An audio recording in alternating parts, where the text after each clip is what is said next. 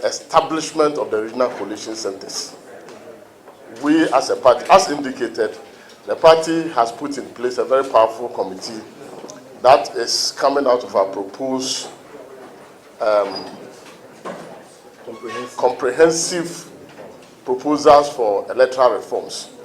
And the committee is headed by the Venerable Lawyer Nana Todazi, which has Professor Kwabena Ahoy and several other leading legal luminaries and members, senior members of the party working on that committee. And so very, very soon, we give them 6 weeks, almost 3 weeks have gone.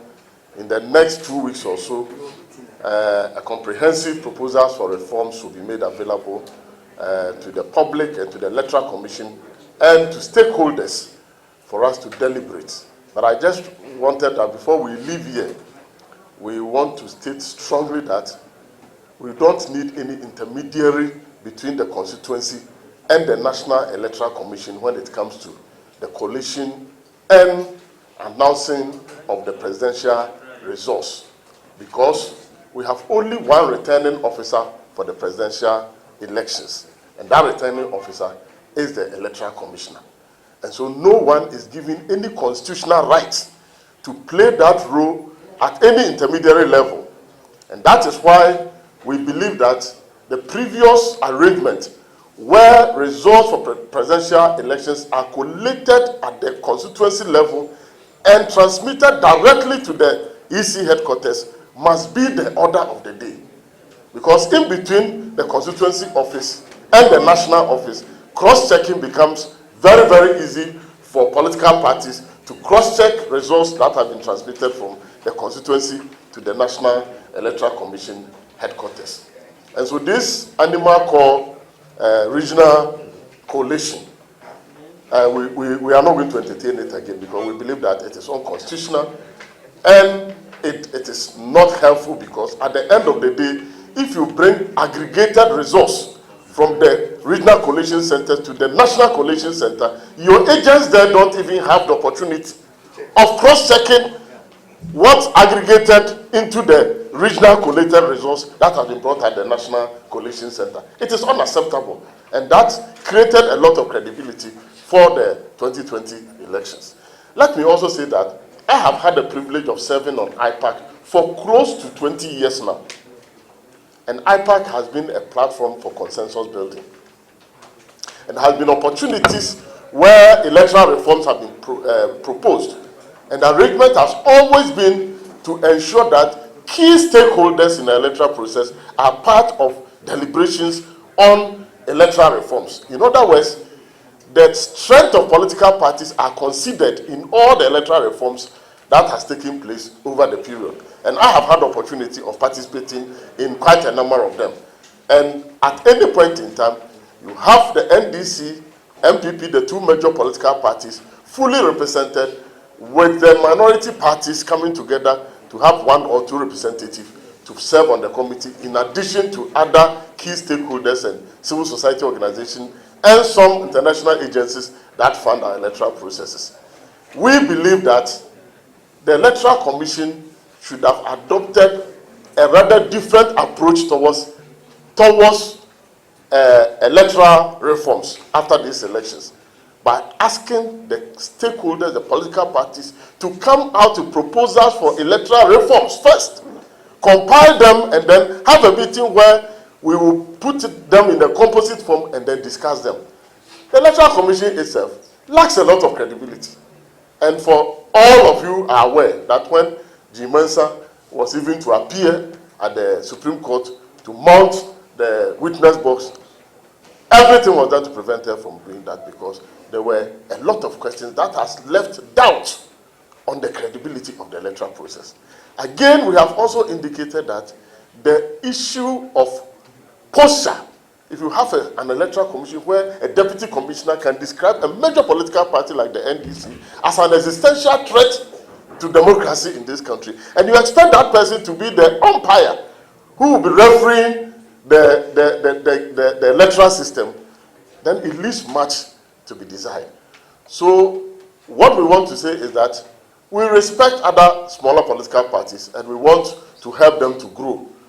But if you participate in a league process for a league, and about 16 teams played in the league, and then at the end of the league, you are going to review it, and you are bringing people, teams from second and third division who were not part of the competition to come and review that competition. What are they going to review? So political parties who did not even participate in the presidential and parliamentary elections cannot be the ones the Electoral Commission will be engaging to review the election in which they did not even participate in it.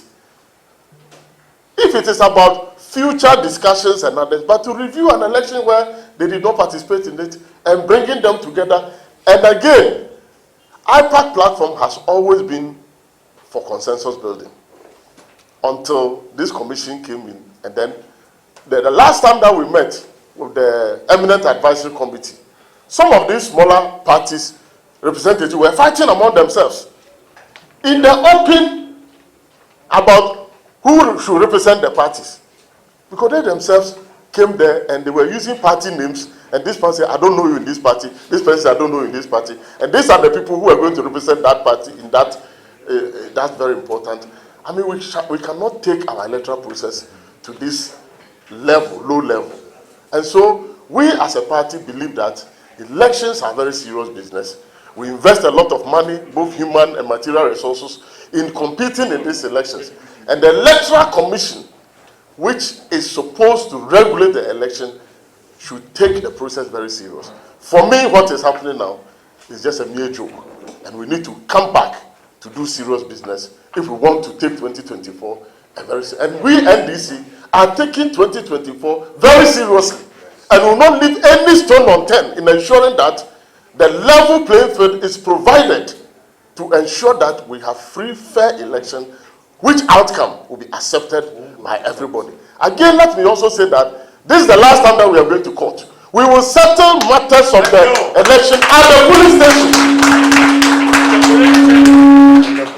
The polling stations and the collation centers. And ladies and gentlemen, let me say that I've participated in elections since 1992 to 2020. It is only in the 2020 elections that military people invaded collation centers. It has never happened. It is only in the 2020 elections that you have military people, whether they are military or vigilantes, nobody can say. But today, I'm beginning to believe that they are not regular military people, because even DCOP, Opariado, has stated that the people that he was dealing with were vigilante groups. Meanwhile, the national security say they are national security people. National security people have no business during our elections. It is the police which has responsibility. But whom do you blame? The Electoral Commissioner herself has militarized the Electoral Commission headquarters. Today, it is like a war zone. When we are going, we have gone to IPAC meeting. Now, when we are going to IPAC meeting, military people fully armed with AK-47 are all over the place. So, you turn around to say that the security of the election is not in your hands. Meanwhile, you have militarized your own office. And by extension, approve the dispatch of military people to go to collation centers and disrupt processes. That is why we are in court in Techiman. And let me end by saying that if Jimensa wants to pride herself that she has organized the best of elections, then I want to remind her that this is the first election that has been conducted, and over 16 constituency parliamentary elections are in court for litigation. This is food for thought for you. Thank you. Thank you. So ladies and gentlemen, we thank you very much for coming. We'll get you the press statement that was presented by Honorable Elvis Akhi, and we will plead with you to wait behind for a few minutes. Akogan will see you before you leave. Thank you.